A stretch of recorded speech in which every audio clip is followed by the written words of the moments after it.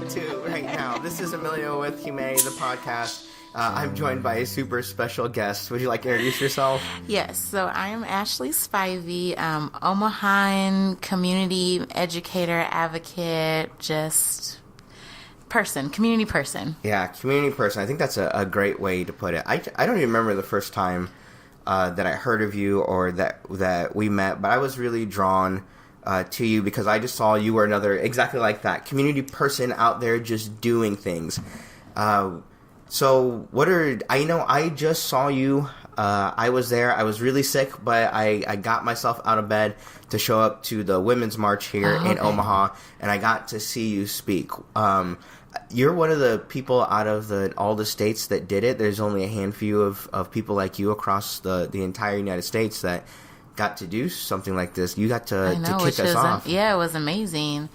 And it was such a surreal experience. So typically protests are not my outlet for advocacy. I don't march. I feel like my energy is better suited for something else within advocacy. And so when I was asked, I really had to think about, okay, how does this fit into what I believe to be true?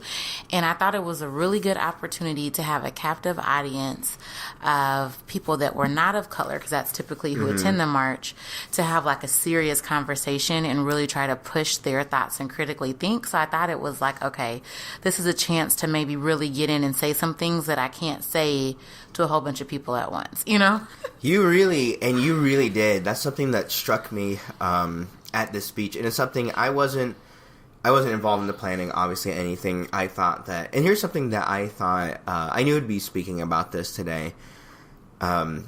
I never know exactly where my place is, but here's my guess of where, with the Women's March or Women's Issue, and really, it seems like 2017, 2018 are, it's the year of women, right? Finally, right.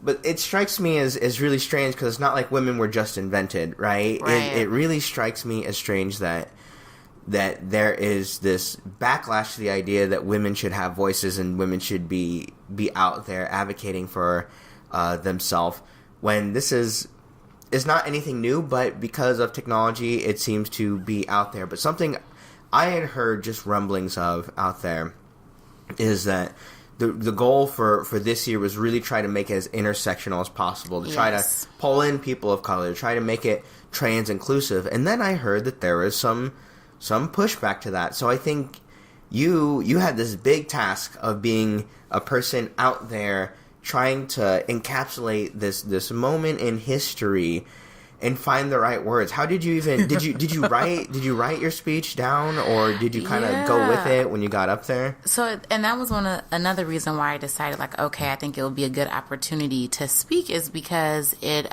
for me, I thought I could bring that layer of intersections to the march. So as a woman of color, my age, where I grew up, what I believe, I feel like my experiences, I could really combine those and talk about that in an intersectional way versus only looking at this single identity of gender, which I think is different. And then something else that you said that struck me before I talk a little bit more about the process of the Women's March is that I think now there's an element of we need to talk about these issues because the dominant class within gender is being attacked, right? So I believe because white women are now feeling the effects of health and these other pieces, now it's okay, we have an opportunity to create change, when I think women of color, trans women, we've been experiencing these things all of our lives and fighting against them. So almost like what we were talking about when we were setting up, the people are surprised, this is still going on and we can't believe it. And it's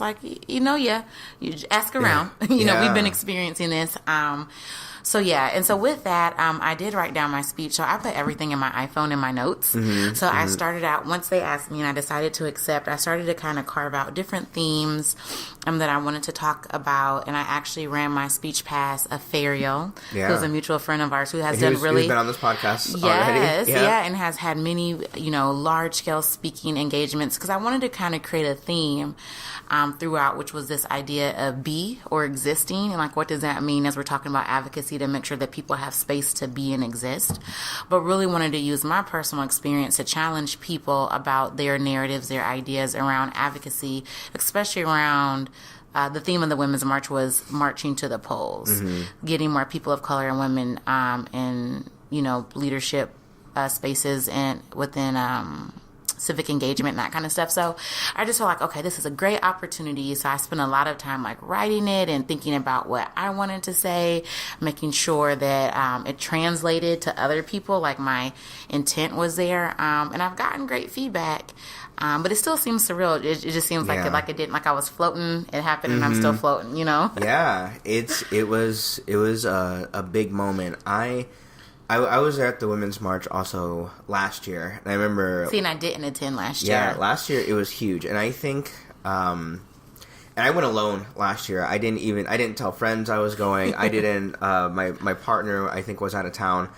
I might have mentioned to her that I was going because I didn't know what was going to happen last year, and I kind of wanted to see what was there. I wanted to show up for support, but I also knew that it wasn't my show. And to be honest, we could regress all the way back to women not being able to vote, women not having any type of protections, and it wouldn't affect me directly, right? And I think it's an important lesson for people to understand. Is like, well, why would someone stand up for people that are not them? And I think when it comes to this, it's a little different because, and I hate using this type of rhetoric because I think it takes kind of the personhood away from the individual, but most people know someone who is a woman, and a number of them have personal close experiences with them. I think the next step is to start respecting the individual, the person who's a woman as an individual.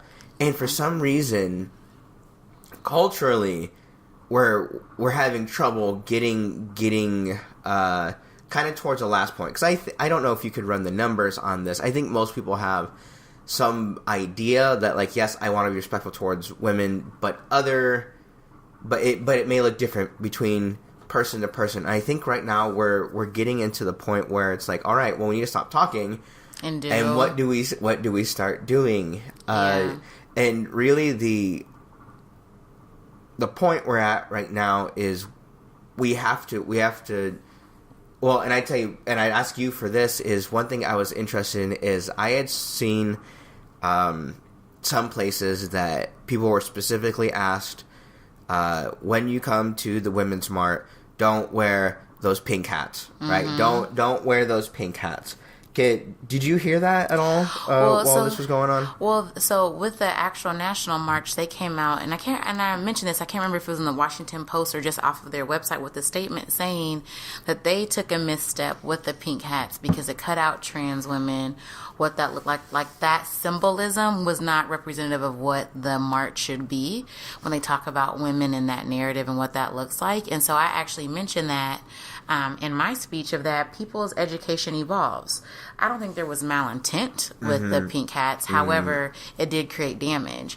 And so as people become more educated in this space and want to start doing something, they have to be ready to get critical feedback that what you're doing might not be matching your intent or your values. And so I use that like, hey, because there was a lot of people still out there with pink hats. Yeah, which I saw a bunch. I saw a bunch out there. Yeah, I mean, so and even the idea of pink and pink being associated with feminine, and what does that mean? You know, so it's like we have to start really breaking down what we're doing and keep asking ourselves why, and keep getting to that micro level at that root, so that we can better align ourselves with saying this is what we want versus having those gaps. So I think that was a gap, but yeah, that was a thing, and people still made the hats a thing. But I did address that in my speech in the national march as well. Talked about that. Then I saw some pushback from the other side saying that this is the way I am expressing my outrage, my femininity, this and that, and it's my right to be able to do that. So I think we kind of, and I saw a lot of people call that, and I think it's a phrase that people use a lot, and I don't know if it furthers narrative, furthers conversation, shuts down conversation, or if it's 100% accurate. I think it's, well, like, I want to hear from you of what people say that, well, that's white feminism, right? Is when you, well, I guess I'd say, what does white feminism mean to you? I think feminism in general is very white. It comes from a lens that isn't inclusive at its root. There's people that I adore, like Angela Davis, Audre Lorde, that identify as feminists, but they also have this womanist approach too. So at least for me personally, I don't identify as a feminist. I identify as a womanist, but my advocacy leads with my blackness. So whatever other identity I have, automatically my blackness is a part of that, which I think is different for feminism. It didn't necessarily look at some of those identities in that intersectional piece, which I think are gaps and opportunities that could be missed, right? And so, because even you think about women's voting rights, well, black women couldn't vote, so it's like, so I just think that we have to think about, like, what is the true concepts originally associated with the movement? Why were they created? And still, who was left out of that? And how can we evolve and learn from that so that as we try to continue to create a resistance and create change, that we don't keep perpetuating the same issues? I really, and this year, again, I showed up and I was feeling pretty sick, but one thing I try to do is anytime I'm in a space when people are protesting, I try to look at the signs because in a way, I feel like maybe I can peer into someone's intent, why they're there. And, I have my opinion. If I were going to write a sign, and I never do because my handwriting's terrible and I can't draw, so I never know what to put. But I always think if I were going to have a sign, what I'd want to do is I'd want a very short, concise point that would make someone go, that's it. But I saw a number of signs that were jokes. They were supposed to be funny. They were, and some of them it had a lot of profanity, just kind of these things, and some of them. But what like the jokes and things like this pussy grabs back, things like that. I look at those and it's, again, this protest isn't for me. It's not made for me. And so it's not supposed to represent me, but my partner happened to just make a comment of saying, like seeing some of the joke ones and say like, it feels like this is fun, like this is supposed to be fun for them. And this isn't fun for me, right? This is not that. Where do you fall in that? Yeah, and I think, people want to be clever. They want to get on camera and have something, that goes viral. So I think how we and what we do also has that technology piece. I didn't even think about that, but I guess. Yeah, they're doing things so they can try to meet our mode of communication now. But I think, too, for a lot of people, it is fun and games. Like, it's where your advocacy starts and stops at that march, where you go, you hold a sign, you get a hat crocheted, you go back, and then it's business as normal because you're so insulated from the true issues. And so I don't know. So I think it's difficult. And that's one of the reasons why my advocacy doesn't live in protest. And I think in being a black woman, I think of the history of what protesting looked like for my community. I mean, it was a cornerstone of a lot of what advocacy was. And so just for me and and what I think I should do, yes, if people want to do that, that's fine, do it. But this is what it looks like for me.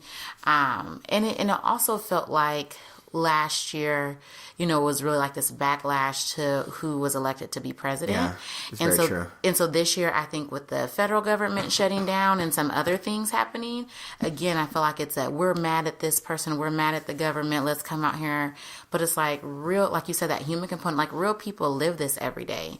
And that's what I wanted to get, through to people. Like I'm a real person that has to experience this. I'm raising a son. So, this march is not necessarily for him, but he's affected because I'm his mother. Like he sees, he's raised in this world where he has certain narratives said about him or that he has to experience. And so we need to start humanizing it and not making it like the thing to do, like the weekend event, like we're going to go to this event, rah, rah, rah, and go home. And my speech was not a rah, rah, rah speech.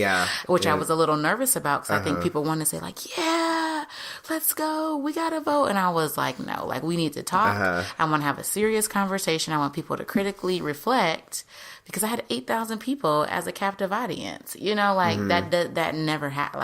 I'm probably never going to speak in front of that many people again. So it was an opportunity. And that's why I was so eager to speak to you because you had this, like I said, this giant moment in history. And for me. Yeah. And it was a big deal for, personally, as soon as it was over, as soon as you walked off, did you feel triumphant? Did you feel victorious? Did you feel riled up? Where did it not quite set in yet? I know you said it was kind of like you were floating still. Yeah, I felt actually kind of numb. So I lost my mom. It'll be 7 years ago this year.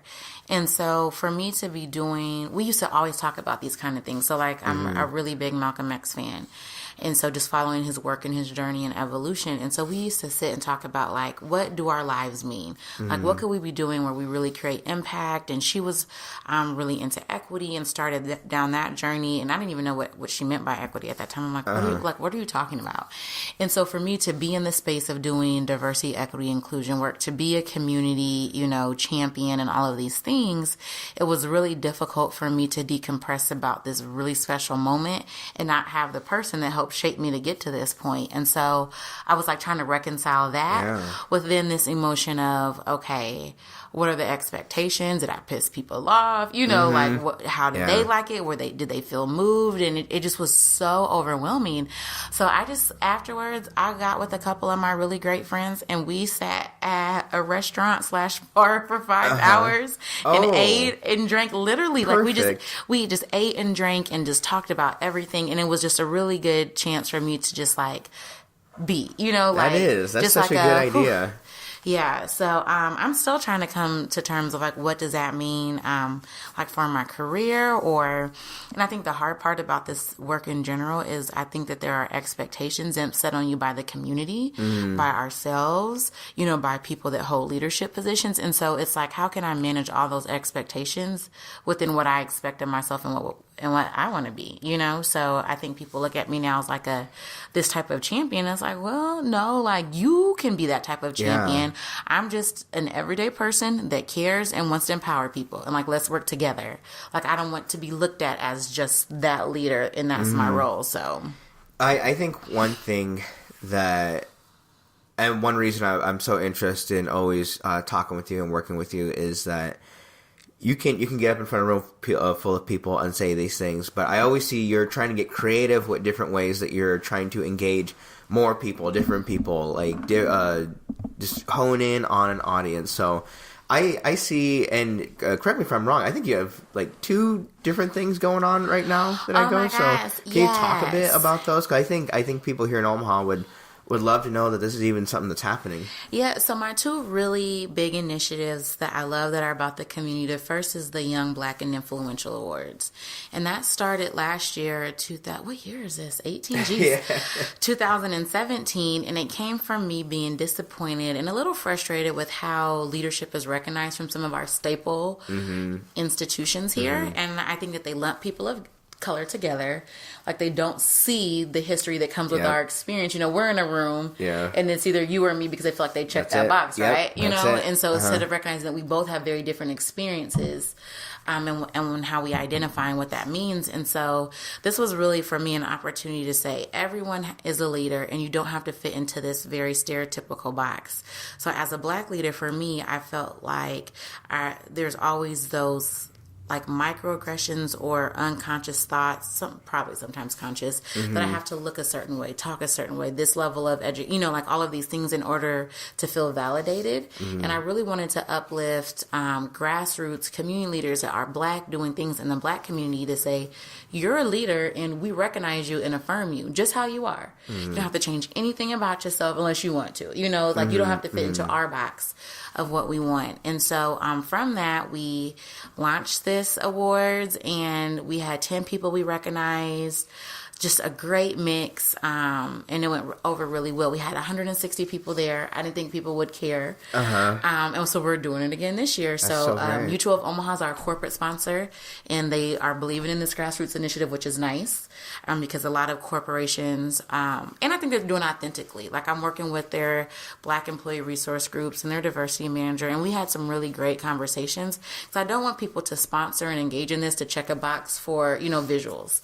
I need understand, like, no you know, joke. what's your intent. And so having those conversations with them and what that looks like, I've been pleasantly surprised. So I'm excited that they are engaging in this and, you know, getting my purview and the awardees' purview. So that'll be in June. And then from last year, I recognize it's one thing to affirm people, but how can I provide support through the year? And so, like, I'm getting underwritten headshots and doing strength finders so that people can understand their leadership style. We're doing some mixers throughout the year, partnering with Urban League YP. So again, people can have a chance to figure out their leadership style, be with people that have been in situations, find mentorship, like, so that kind of stuff. And then, so this is like my baby. Like, I didn't think this would turn into this, but one day I just was really exhausted. Like, I'm typically the only Black person of color in the room. It gets exhausting. And so I was like, I just want to be around Black women. Like, today I want to just, like, have lunch with Black women and just talk, not have to over explain anything. They just get me and it works. And so I put on my Facebook, like, hey, if I did hold like a Black girl brunch, who would come? And like 20 people liked it. I was like, okay, we can get like a cute little party room, have brunch, and be done with it. Well, that brunch turned into 60 plus people that came. And so it's turned into like this auxiliary group. We have a Facebook page and a private group. The private group has 400 women in it. Literally 400 women since this was launched in December. And from that, we're going to do a giving circle, which there isn't a strong tie in Black philanthropy here. So we're going to launch that. We do these networking mixers. We're doing some stuff with mentorship, stuff giving back with the youth. And it's just such an amazing opportunity because I didn't realize people felt like I felt. Like they felt like they didn't have that network or where to find it. I mean, there's organic book clubs coming out. There's like a mommy group coming out. That's like great. Just space where we can really connect and have cohesion in spaces where we typically haven't. And so those projects have blown my mind that, one, people buy into it, and two, that it's actually needed. Like, it affirms what I thought I was feeling that was making me crazy. Like, it affirms, like, no, this actually exists and other people are feeling it too. So it's something that I hear you say a lot, and I have similar experience, but in different realms. Is there's just some stressors in your life that I feel like not everyone listening to this may understand, because you say things like, I'm usually the only person of color inside of a room, and it's such a hard thing to explain why that's tiring, right? Because some people may hear that and they'll just be like, well, what's wrong with you? How are you not okay being around other people? But I think unless you've lived it, it's kind of hard to explain why it is exhausting, right? Yeah. So even just being able to exist and just have some things that you have in common with other people. And you may not be exactly the same, but you have some shared experiences. But something that I've noticed, and because this is Omaha, you're not going to hear people yelling it from the streets, but I've seen it online. I've seen it through social media. I work with teenagers, and so I hear the rumblings of things of there really is this big pushback of I know people don't like to use the word white supremacy or things like that, but there's a difference, I think, if there was going to be a cultural push to reclaim European ancestry, to reclaim European heritage, but when people go towards the idea of white, there's no heritage there except for the one that was, established in the 1780s through the U.S. Census to white is the people who are in power. So you're not seeing a lot of European heritage things, but you're seeing this backlash, and it's something that I anticipated, and I assume that you probably anticipated as well. But have you felt any pushback at all? Well, I think so. I think some of it is generational too, and so first to talk about that exhausting part. I think what is hard is a lot of other identities are easier for people to grapple with and wrap their minds around than race. Like this country, we don't talk about race. We don't talk about why race was created. We don't talk about culture. Like that's not what we do. So I think that for me, everything that I do, like race comes first. What I identify as in being black, that comes first for me. And so when you're in a room and people have thoughts about what it means for you to be black, that I can't put together a sentence with proper grammar. Or that that my hair is this exhibit that they've never seen and that they want to touch it and put their fingers in it. And so it's those kinds of things. Like, that's why being the only person, especially black person in the room, is difficult, because there's not a shared understanding or consensus of who I am. Mm-hmm.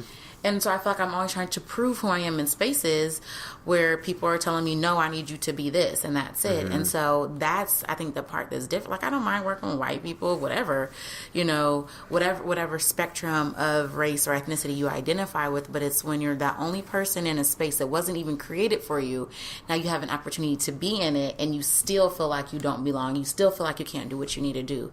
That's when it's tough. It's such a hard thing to explain to people unless you've lived it, because I will admit, is like it sounds fake because you can't imagine how someone could live through that, right? Mm-hmm. But it's real, right? And I think just the idea of people saying like that it's not real is really exactly that, is that it's too hard for me to understand, so I just don't want to do it. But I don't want to put words in other people's mouths. And in some weird ways, I feel like through technology, we could, if we applied it better, we could have a greater understanding of each other than we ever could have. But instead, we're just finding we're just finding new innovative ways to push each other apart. Right. You also. You utilize social media to get some of your stuff out there. And something, I just saw this thing earlier this morning, and it's true that you can go into Facebook and go under your ad management, and it has a political affiliation of, it says, these are the ads you're shown, and it's this. You're either very liberal, moderate, conservative, or very conservative. And there may be some other ones. Those are ones that I know about. But I think that only serves to amplify these echo chambers that we've established. So, and I think the reason I asked if you've had any pushback in this is that we know that when you get out there, when you dare to put your face out there, when you dare to put your ideas out there, people are going to attack it. And sometimes they're fair criticisms where you say like, okay, I can see where you're coming from, and sometimes they're just vile, hateful, angry people, things that come out. And I would like to believe people could understand the difference, but in this, I think people are being obtuse, or where they say like, well, like, it's it's my rights, my freedom of speech to say that. Well, and people hide behind their computers too. Yeah. So I've had people say things to me like, if you saw me out in person, you wouldn't say that. Yeah. Like, and even if I'm dialoguing in a way that's like not aggressive, I'm not being defensive, I'm just having discourse, like healthy discourse. People are like, I can't believe you have your own consulting brand, you never received a degree, you're an idiot, like all these things. I'm just like, so why are you attacking my accomplishments because you don't like that I'm talking to you or that I'm challenging you when you're in my space? And so for the most part, I feel like I don't have a lot of pushback. I think people are very open, and I think sometimes I joke about this, but I think it's true. It comes from a place of fragility for white people. They feel really guilty, and it's like, we're not saying this for you to feel guilty. I'm saying this so that you're not complacent or complicit, and then now you have action that you can leverage your privilege and your positions or whatever. But I think a lot of it comes out of a place of guilt, which I think technology doesn't help with, messaging and all of that. Like, we really just have to have real conversations, humanize it, and then talk about what does that look like collectively, and who's doing what, who's on first, what does that look like, how do we honor people's ideas and values and, and their growth too. So, and there's not a right or wrong answer. I just did open coffee yesterday Friday. And so when I was doing open coffee, who runs that? By the way, so this guy named Jason. Yeah, I'm seeing it going around right now here in Omaha. And he does a lot with entrepreneurship and like community. And so he started this as a thing for people to connect with just different community persons. And so we piloted. It's normally in the morning. I'm not a morning person. So I asked, like, let's do a 5 o'clock and pilot it, and I'll go first. And so that's what happened. And it was a great turnout. But I got a lot of questions about, like wanting tactical, tangible things from my people. Like, what do I do? And that's not what this is about. It's not this very technical, like checkbox. Like how there's not to be racist. Like that's not, or how to dismantle a racist system. Like, okay, well, because if I had the manual, I'd be rich. I would be rich and I'd be selling it, and you would be talking to me from my private jet somewhere on an island. And so it's like, this is not like a technical issue. It's adaptive. It changes. It evolves, just like racism has evolved over the years, classism, all of these things, sexism. And so we really just have to recognize that this is like, we're in it for the long haul, and some things we're going to get right, and we'll see some impact. Some things we're not going to get right. We need to adjust. But people don't want that. They want like this manual that says you do A, B, and C, and that's how an egg is hatched, and boom. That would, I guess when you put it in those words, that is something that I've run into. Of where people, they don't want to act because they want to do it perfectly. Right. But there's no such thing. And I'd like to hear from you. And as we talk about intersectionality, it's hard. I remember very distinctly over my entire life, people, because I was one person of color, usually inside of a room of white people for whatever, they'd ask me, it's like, well, what do I say if I'm around a bunch of Latinos, or what do people from South Omaha think? And I can't say all that. It's unfair to ask me about that. But at the same time, I do have some insight that they may not have. So all of a sudden now I have this responsibility. Right. I am the one voice, but don't take my word as gospel. This is like, why do you have to speak for all people, within that group? And I think but I think we feel that pressure anyway. I think when we are the only person of color in the room, we feel the pressure because we know that's the expectation that we represent this whole group. And then they want us to speak and give ideas based on this whole group. And it's like, well, I can talk about my experience and what that means.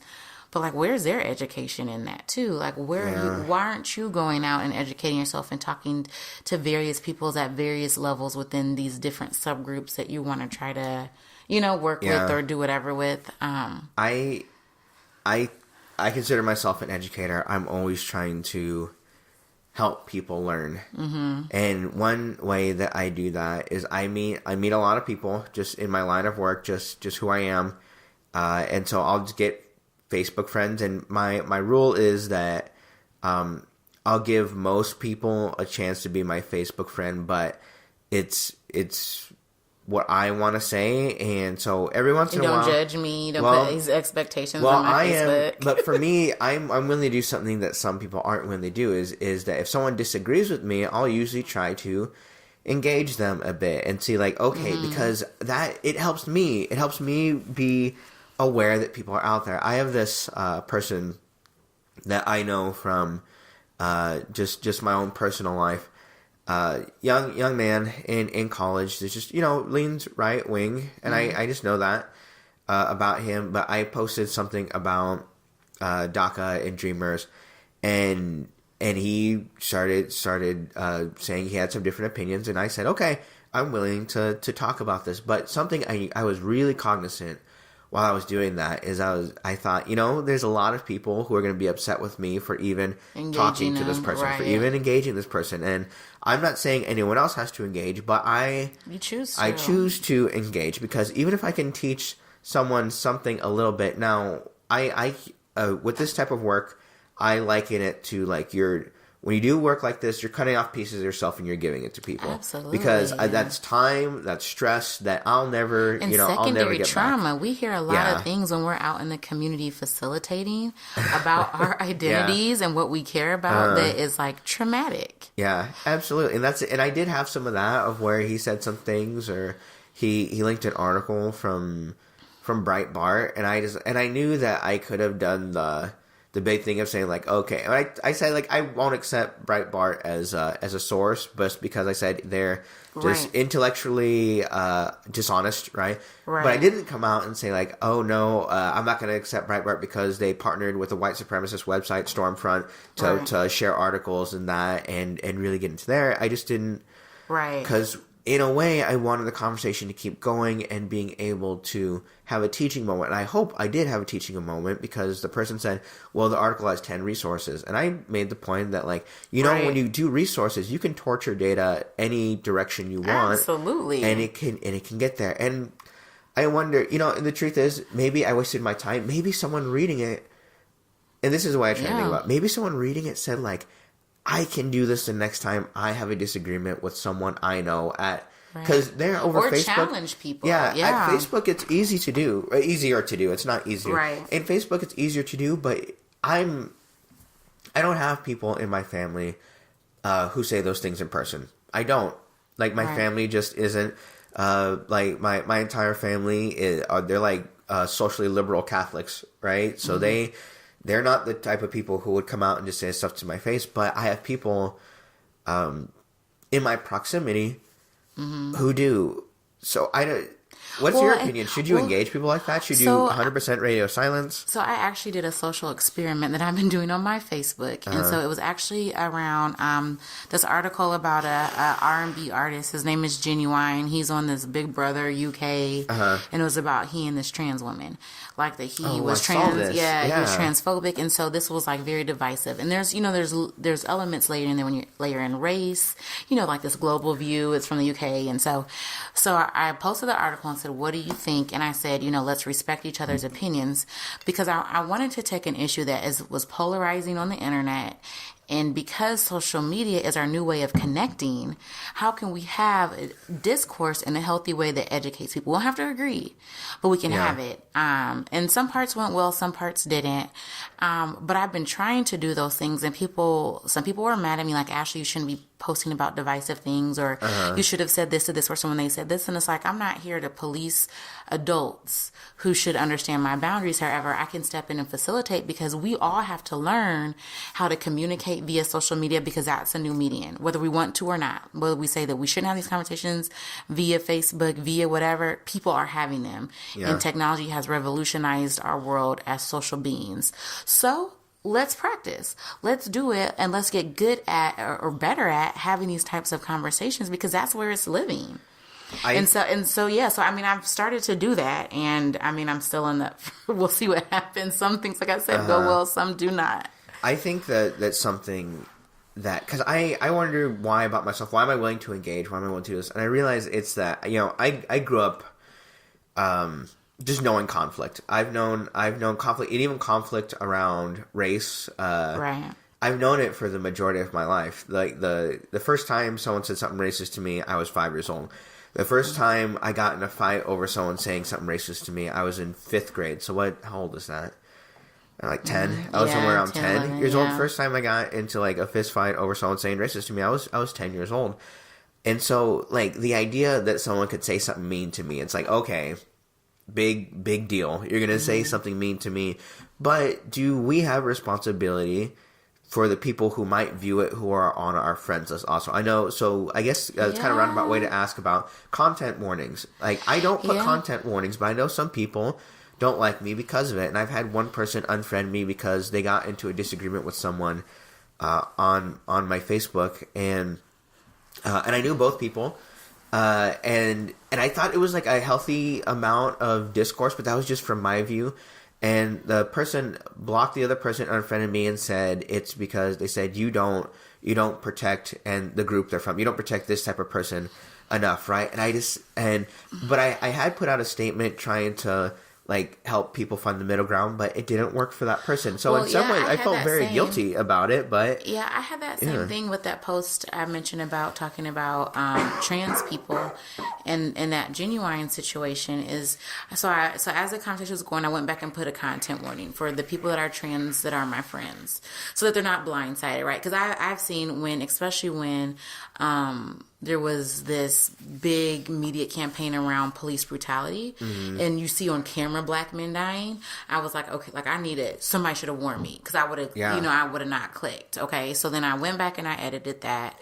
But it's like I feel like it's like a really hard middle ground, because I feel like I want to try to bring awareness and education, because when I'm talking like specifically with this example about I'm not trans. So there's nothing close to me that's emotionally exhausting that I have to be vulnerable with. So I feel like I want to, let me help mediate that, so that I can help bring people that are not trans also to a place where then hopefully they create spaces where you feel more comfortable. Like, I don't want you to have to do that work. I want to create space for you.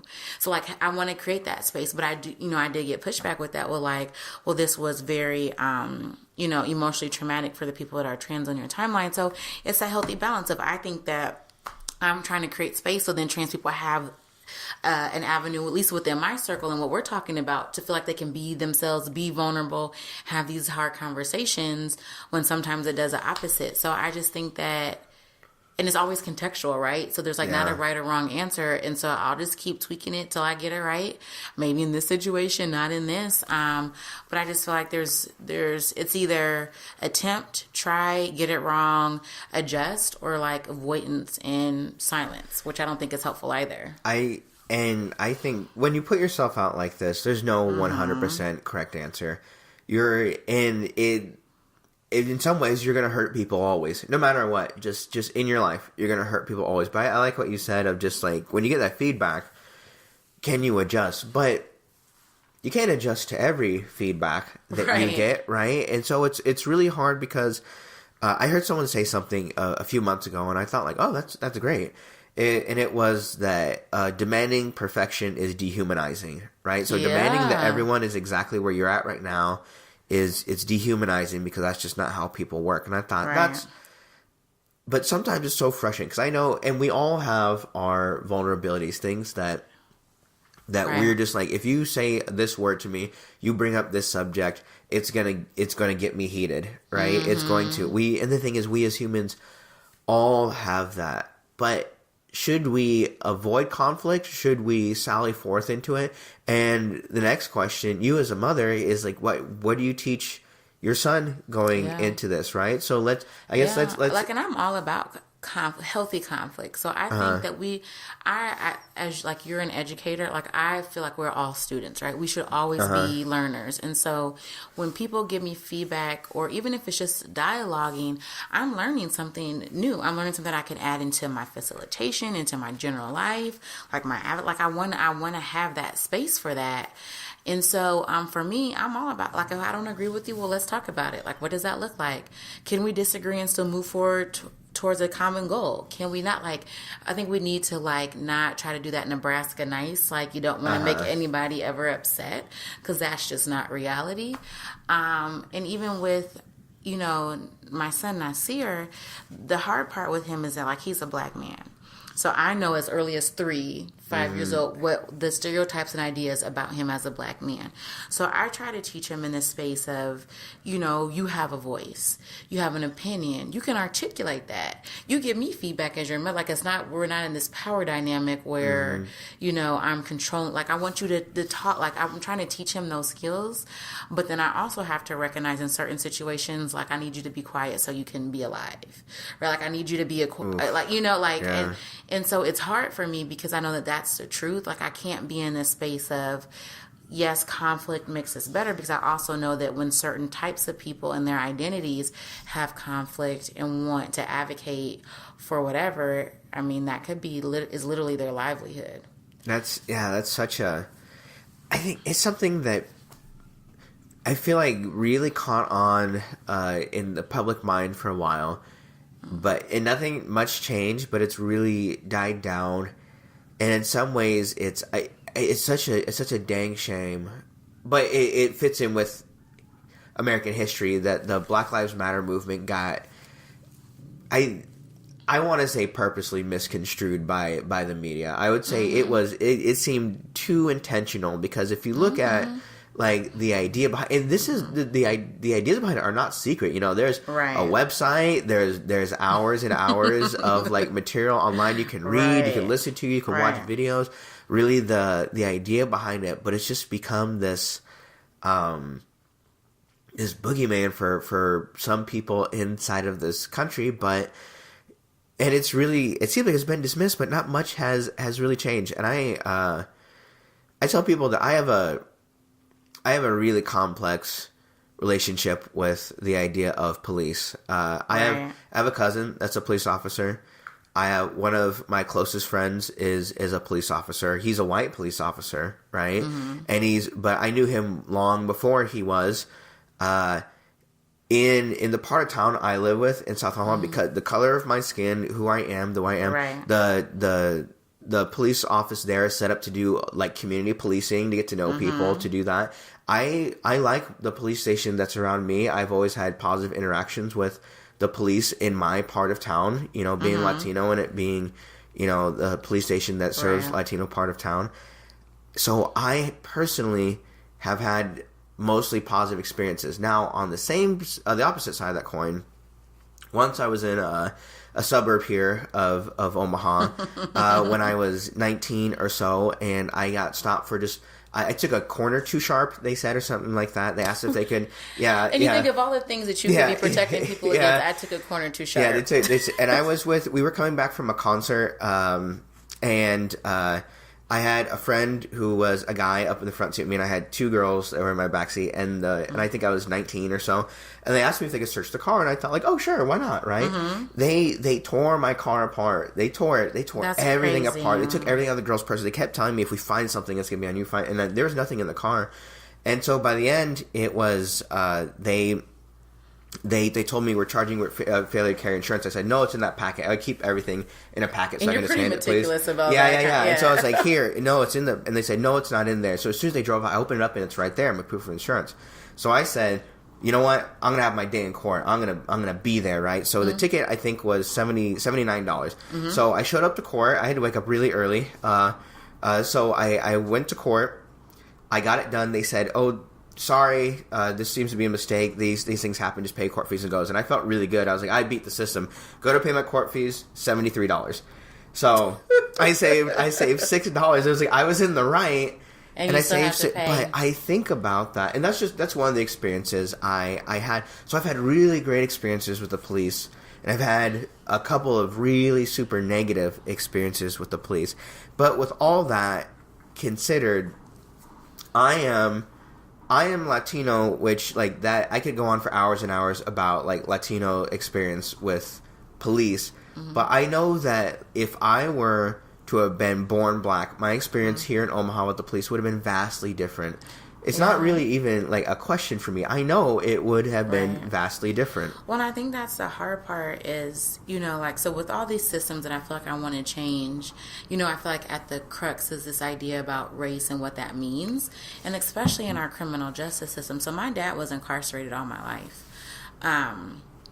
I think I met him like 7 times. And so he was incarcerated half his life, literally. Yeah. And then even when you're out, that doesn't mean you're necessarily out or free. And so, and I've had negative experience with the police. I put this in my speech actually for the Women's March. I said, I've had situations where I was like, I need someone to help me. I'm going to call the police. And I was like, I can't. Because I could come here and I can get shot. They could shoot this person. I put another black person in prison, and I didn't feel right about myself. So I literally would rather risk my safety than to call the police. There was an instance where my sister got into a fight. So being typical teenagers, and so I didn't know if she was hurt or not. She was at the house and called me. So I lived in an SID that technically got served by the sheriff's department here. And so I called them. I said, hey, I need someone to meet me at the house for a statement. They did the regular questions. Is anyone hurt? No, no one is hurt. Does anyone have a weapon? Nope. I just need the police here because she got into a fight, and I want to document once I'm home. I'll be home in 10 minutes or whatever. So they sent out, a car. I arrive first. Maybe 10 minutes pass, and we see the sheriff's car pull up. So I opened the door smiling like, thank you for coming. They drew guns on me. Wow. They drew guns on me in my own home and were screaming and yelling. And I felt like, what type my mind, and this again was at the height of all of these things coming up on camera of, Black bodies dying. Not that it's not new, it's just more, technology makes it, more available. And so, and they're screaming. And so once they finally calm down, I'm like, why would you do that? I opened the door to greet you. I don't have anything in my hand. I'm in quote unquote business attire. People are sitting here and you screamed at us for which would seem like the longest 2 minutes of my life with your gun in my face in my home. And first the guy said it was my fault. And then later he called and apologized. But an apology. That's what I got. Yeah. An apology for seeing my life flash before my eyes, or for calling you to help, for me to properly explain on the phone to the dispatcher what was going on. It was so infuriating. It's like, I felt so hopeless. What do I do? I couldn't do anything. There was nothing I could do. And so I just imagine for people that, because I still have a position of privilege that I have. Like, what if people that don't have that? What if people are in certain neighborhoods where they aren't automatically deemed, is full of crime and savages and nothing good, so it's so frustrating, especially because I live it every day. Yeah. And, there's this idea, I don't know. It's been popular, and it's been popular throughout history. You can look at lots of experience, lots of examples of the idea. I remember, I think on Oprah once, my mom back when Oprah was on just on regular network television. My mother loved watching Oprah, so you get a car, Oprah. Yeah, that one. So there was this one of where she had these people live in a house together, and this one guy was racist, white supremacist, whatever, and then he they made him look black, right? And he's it turns out people didn't treat me that well. And there's actually this historical example. There's this book that was written, Black Like Me, and so what it was is this guy got paid, and he took a bunch of melanin pills and stayed under a heat lamp and darkened his skin. I'm sure it destroyed his skin, but darkened his skin, and then he wanted to see in the 1960s if when he got on buses if people treated him poorly because he was black, and it turns out people did. So one thing a couple things that strike me about that is he didn't do that until he found out that this magazine was going to pay him money to do it. All right. So first thing, and then second thing is that it wasn't the real experience of being black, because he said at any time he felt like he was in danger, he would tell people, no, I'm really white, and here, I'm doing this experiment, right? That's not what being black is like at all either. You don't get to turn it off and hit restart. No, and the third thing that struck me is he said right after that thing was published, people were asking how they could send money in to help if you wanted to go see a therapist and things like that. And really the question about all this is why didn't they this magazine just pay money to a black person to write about the real experiences? So sometimes I feel like me and you, one skill that we have is we can code switch and we speak a language that middle class white people can understand, or listen, that they want to understand. Right. They could understand these other things if they put some effort into it. People are teaching their kids, their 2-3-year-old kids, how to count in Spanish, right? How about you teach people about the different dialects that exist inside the United States, so that they're able to able to really understand what people are saying. So. And not think that tacos means Latino or Hispanic heritage. It's so Taco weird. Tuesday is not that thing for that. I will tell you though, I visited Mexico City the last 2 years in a row. I visited Mexico City, and the way they view the United States and the way they view race is so different than the way that we view it. They this idea that we're up here fighting about race and things like that, we have to understand is, and I talk about this all the time, sometimes there's this idea to want to say that white people are just inherently racist or inherently bad at that. If you go to Mexico City, you will find there's as much discrimination from the Mexicans living there to their ethnic minorities, right? There's a Japanese population that gets discriminated against. There's a Chinese population that gets discriminated against. There's black people that get discriminated against. So it's it's just it's human behavior, and it's a dark thing. Well, even like so I lived in Spain for a few months. I didn't know that. That's really cool. I actually went to study Spanish. I went to an emergent school there, and it was interesting being in Europe of how close the countries are together and that density of one like having like, but like it wasn't around. Race and ethnicity was tied, but it was to nationality too. Yeah. So it's like based on your home country, what did that look like? And then layering in this idea of like skin color and what that looked like. And my mom that I stayed with was Colombian and Spanish, and she used to be a nun. And she was just talking about her experience and learning with like the Spanish Inquisition and what that meant when she learned about Moors. And that, I mean, and it just was such a different view that really opened my eyes of like, I don't know anything. Like what I'm learning here, like I don't know anything, and I really need to make sure that I'm doing education, because outside of our narrow focused American lens, there's so many other things that are going on. So we went to Morocco while we were there and spent some time, and it was funny because this was right after President Obama was elected, and so they could tell that we were Black and that we were American, and so people were so excited and wanted to have so many conversations about the influence of the United States, of how they felt about Bush versus President Obama. I mean, it was so interesting, just again their view of America versus my experience. I mean, it's fascinating. Like you said, it's this social human component. Yeah. And I think that we have to get a better job of exploring anthropology and sociology to influence social justice, because again, there's this human component that we can't escape about power and balance and decision. Yeah. You know what I'm saying? Like not just a race component, just a... It's really reaffirming for me to hear that from you, because that's really where my mind has been.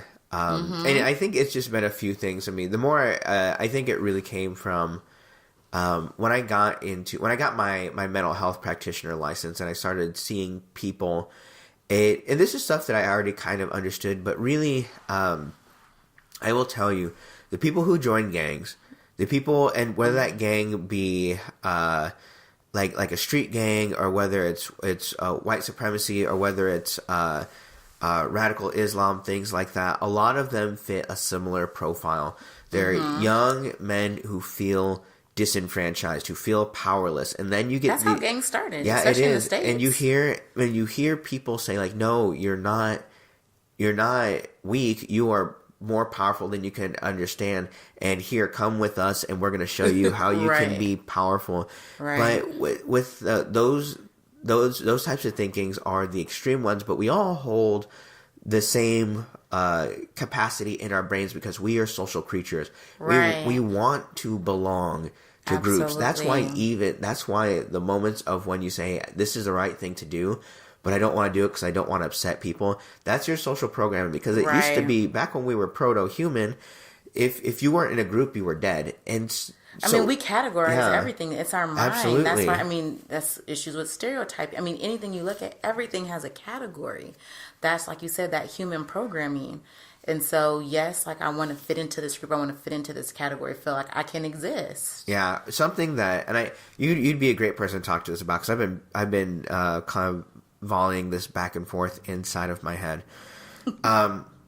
The idea of influencing people. Mm-hmm. I see a lot of people, a lot of progressive people that I know saying people should do this, people should not use this type of language, people should not do this. Right. And what it really strikes me is I understand what it is like to try to influence people. It's been my job, either through education to say, here are the facts and here's why you should believe the facts. That's actually, it sounds like it should be easy, but it's actually hard to do, right? To say, here are the facts and here's why you should believe the facts. So, and I know that if I'm one-on-one, if I'm working with someone and I want them to change their behavior, it will very rarely happen immediately unless they see immediate benefit inside of it. Absolutely. So what's really your idea on the idea of like people saying you should or should not say these words? Do not say these words. Is that a good thing? Is it feasible? Because I have some of my own ideas about like our ability to influence others, but that's not the question right now. Is ought ought people tell people don't use these words or do use these words? I think it depends too, like on social norms, right? So think about the word queer. What queer used to mean, what it means now. There has been a social shift in that thoughts and behaviors, and so and especially like when I'm doing my facilitation and thinking about it, like I know the language that I need to use for this group. Like, I can't say white fragility, you know, yeah, like I can't. It'll shut people down. It'll shut people down and what that looks like. But in certain spaces I can, and people then engage in it more. And so I think it's that, like, heightened awareness of what are the social norms, even within different subgroups of what that looks like. And I think that some things do have a hard line and everything else is really gray. But those hard lines are the exceptions. Like those hard things that you shouldn't say that are the exceptions. Everything else is really gray, really contextual. And we have to better understand who is in our network, who's in that group, so we know how to align. Because if I say something and again, and it shuts that person down and I'm trying to change behaviors and move in a certain way, well, I'm not going to be able to do it. So then I can't meet my end goal. So like, I think it's just tough, but there's certain things that I don't believe should be said. And again, it's a handful, and those are the exceptions. Everything else is the norm of can be very contextual. When I'm working with clients, when I tell them when they have an opinion about something and they're telling someone else their opinion, I tell them, imagine you're writing it down on a postcard and you're handing it to someone.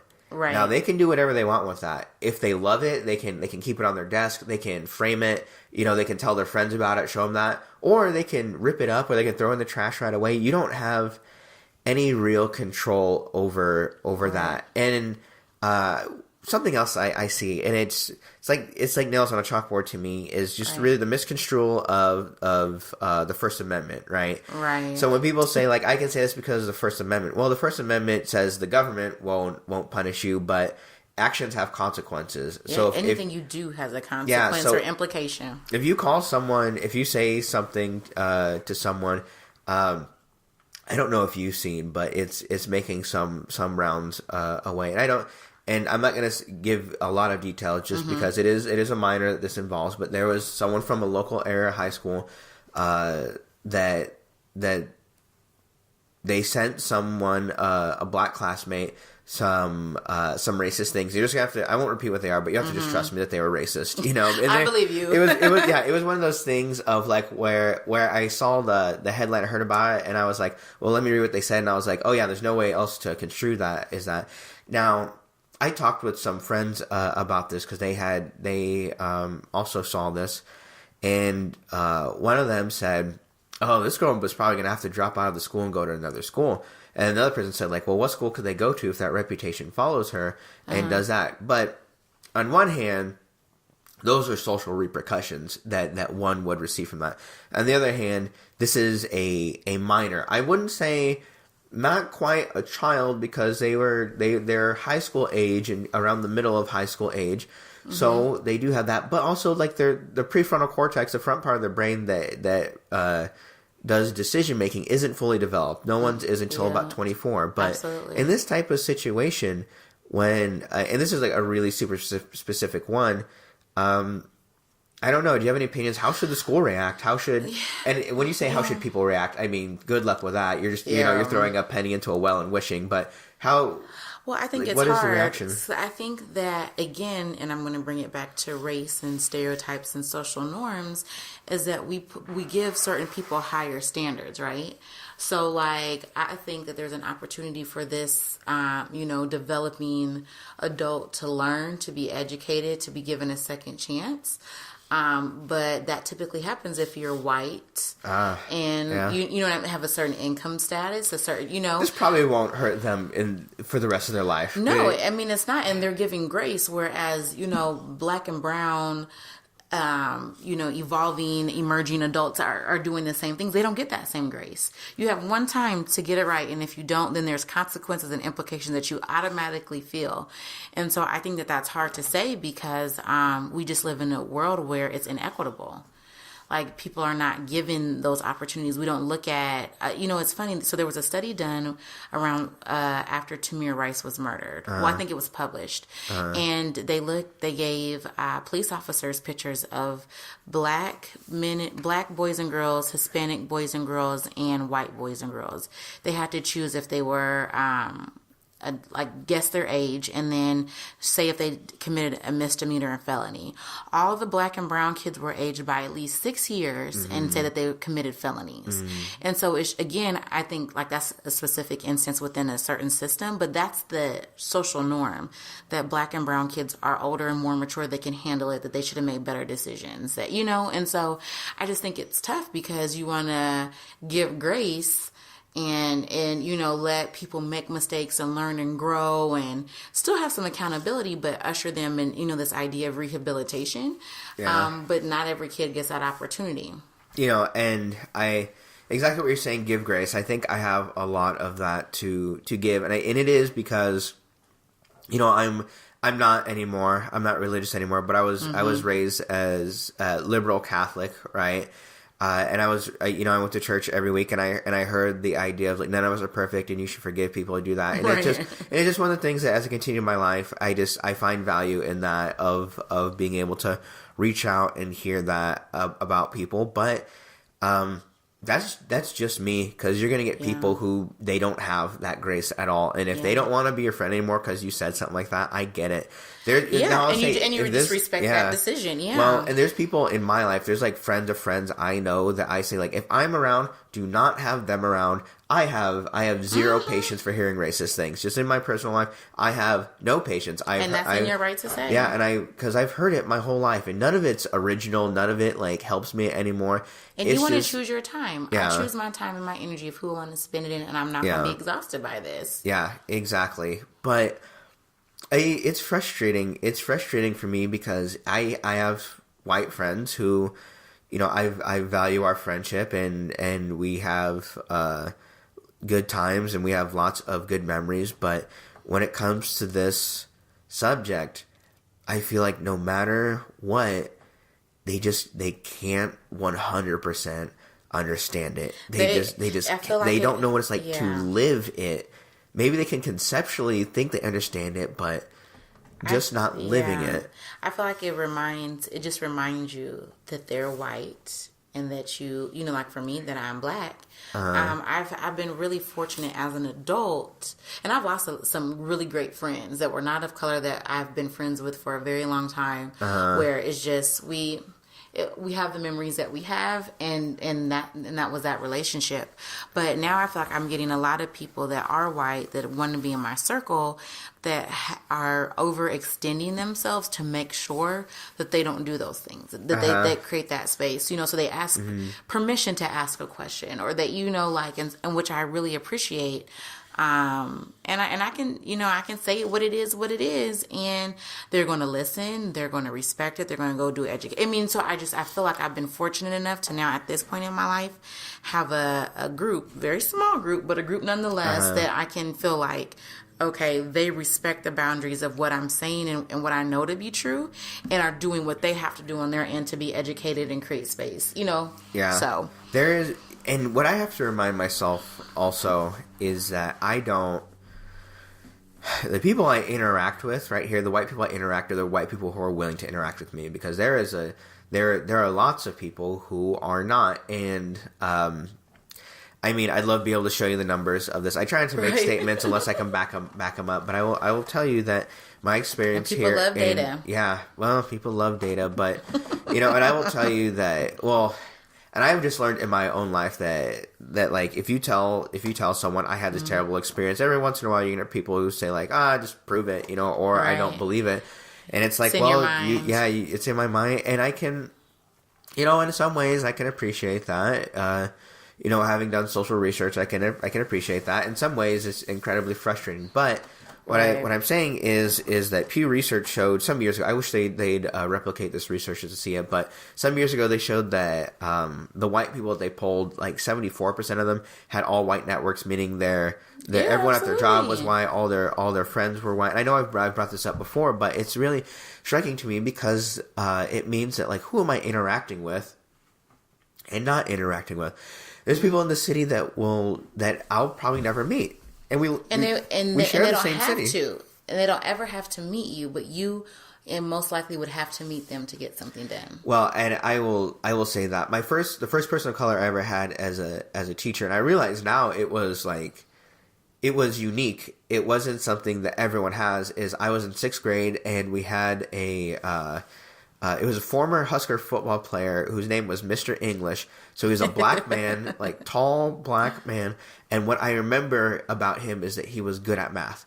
That's what I remember about him. It didn't really strike me as like, oh, this is really interesting. But I went to Chandler View, which is an Omaha public school, but it's in Bellevue. I was I don't even remember. it's barely in Bellevue. It's off of 25th and Chandler. So the vast majority of the school was white when I went there. I think there was one black student I can remember, and then 1 or 2 Latino students I ever had classes with, but that's just how it was. And it sticks out to me because it would take years until I had another person of color as a teacher, but I remember very distinctly in 8th grade, it was during Black History Month, our history teacher, whose name I don't remember, handed out a worksheet and said, and it was really like, I look at it now, I was like, what a lazy teacher. It was like it was like inventions invented by black people inside the United States, right? Uh-huh. And he passed it out and he said, well, if they hadn't have invented it, someone else would have eventually. And it didn't strike me at all. But I was in 6th grade, right? Like I was a child. Didn't make any sense to me. I just remember I was like, that's a weird thing to say. And then years later, right. I look back and I was like, oh my God, like why would he feel so bold in a middle school to say something like that? And just imagine the impact on certain students. Like what that did. Yeah. Like those implications and those consequences. We probably won't even know, like that ripple effect of that. But that's something, when we talk about race and racism, and I'm sure some people are just like, oh, I'm so sick and tired of talking about it. Well, me too, but I don't get to but when we're talking about race and racism inside the United States, there's 2 separate conversations. There is the social part, and I try to say a lot of the social part just because, like, if you have your opinion, then I'll try to influence it, but that's your opinion. But then there's also the legal part.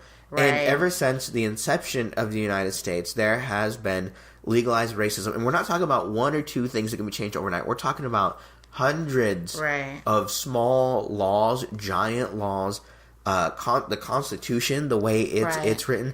We're talking about there is legalized racism that exists still here in the United States. Absolutely. And there's only about 30-40% of the population that recognizes this and says, like, yeah, it could change. And how much of that population are actually doing anything about it? Right. Or in the position to. Or in the position to do it. Yeah. Yeah. Because, I mean, why would I change something when I'm benefiting? Why would I change something when I have power and wealth and opportunity and access? That was kind of like one of the closing spaces before I dedicated my speech to my mom at the Women's March.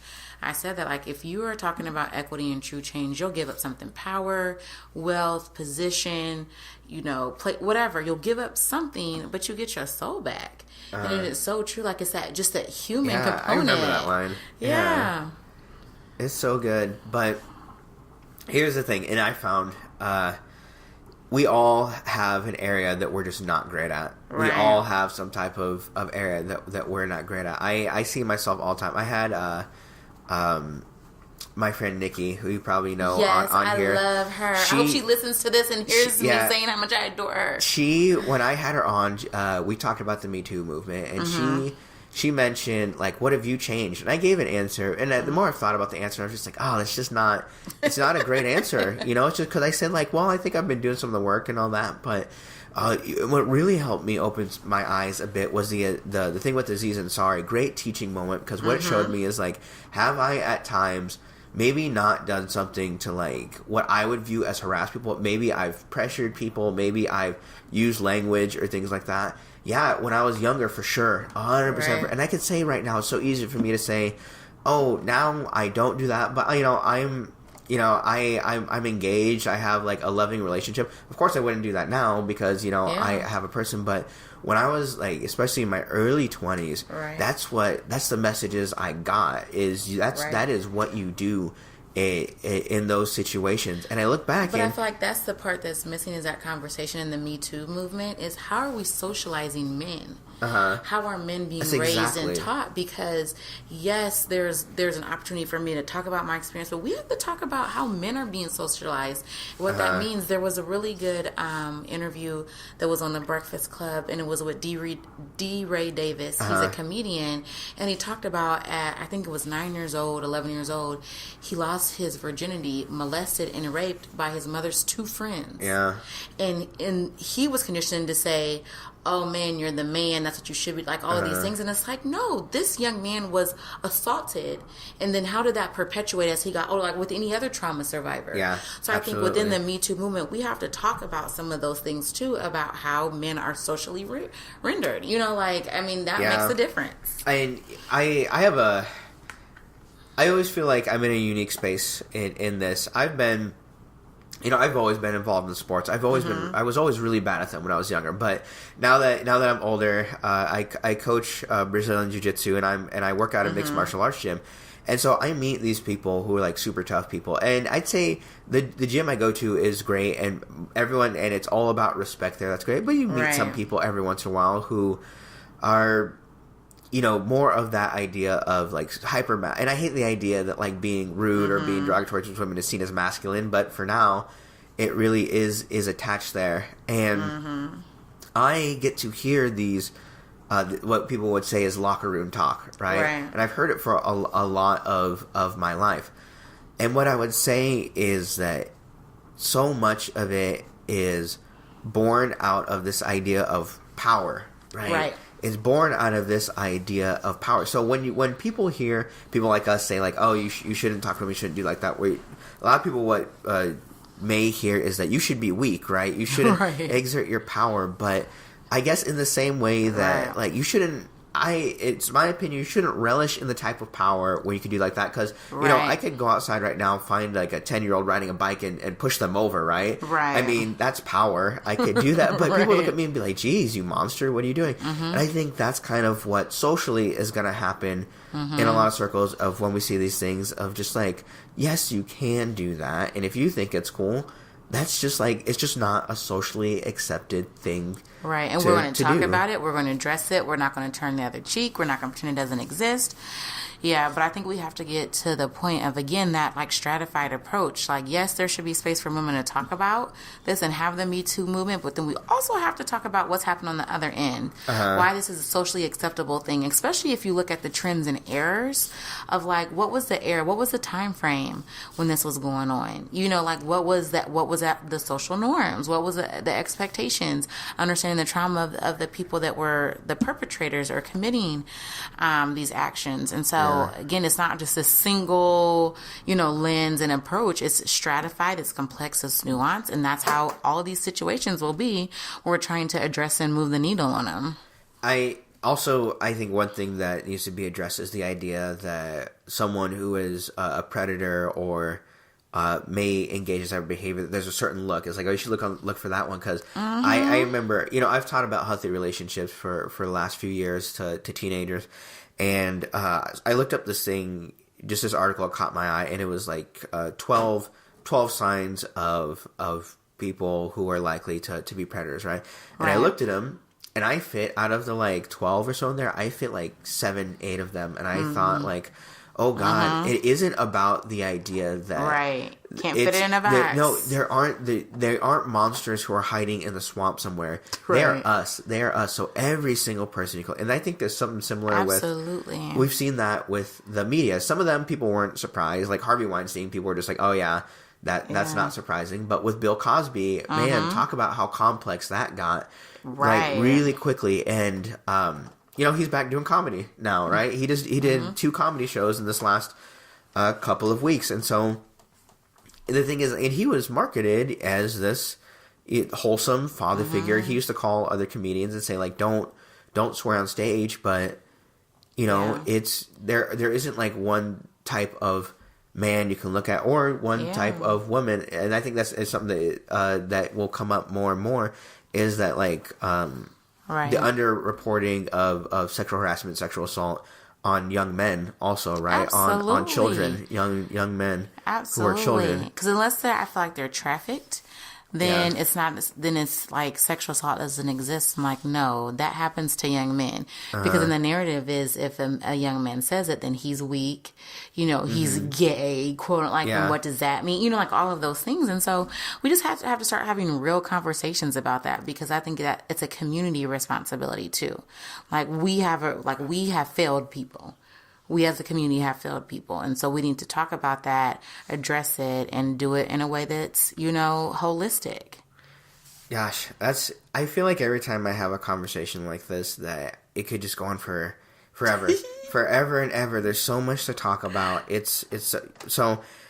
guess the last thing, as we close this out, I'd like to really hone into that last thing that you said, is that I know there's people who are out there that may be listening to this, and it makes them feel good to listen to this, because it makes them feel like they're doing something. But how do you turn this into action? Like, what does it mean? And sometimes I know there's people in my life who have said that they see people trying to do these actions, but it just rings hollow. They just go like, oh, I can see you're trying really hard, but it's just like, it's not helpful, and it kind of makes it about yourself. So I don't know. Do you have any parting thoughts for our listeners? Just like, if you're already involved in this work, or if you're just getting into this, like, what are things that you think we need? Definitely, you have to keep in mind, again, you don't have to be a trained expert. We live this, we go to school for this, we've practiced. Like, you don't have to do that to engage. You have to figure out, what is your circle of influence? What are you passionate about? What do you recognize as an inequity? And what are you going to do to educate yourself and build that capacity to change it? So it might be within your child's school. It might be looking at, how can you create more equitable systems, or be a part and help to raise voices of parents. You see demographics changing. And that's on a micro level. It might be a big macro level, where you're going to look at advocacy and policy, because you are the CEO of a Fortune 500 company here, and recognize that you have some leverage. I mean, you just have to figure out what spaces that you occupy and be committed to the journey. There's not going to be a guide. It's not going to be 2 minutes. It's not going to be a couple months, or probably not even a couple of years. You have to be committed to the journey, and be open to not only doing the work externally, but internally. You have to start with yourself. You have to start recognizing your own blind spots, your own gaps, your experiences, and your worldview, to better affect change externally. Well, thank you so much for being on here. Thank you for having me. This was so much fun. We'll have to do it again sometime. Yes, right? yes. All right. Thank you. Thank you very much. All right, we did it.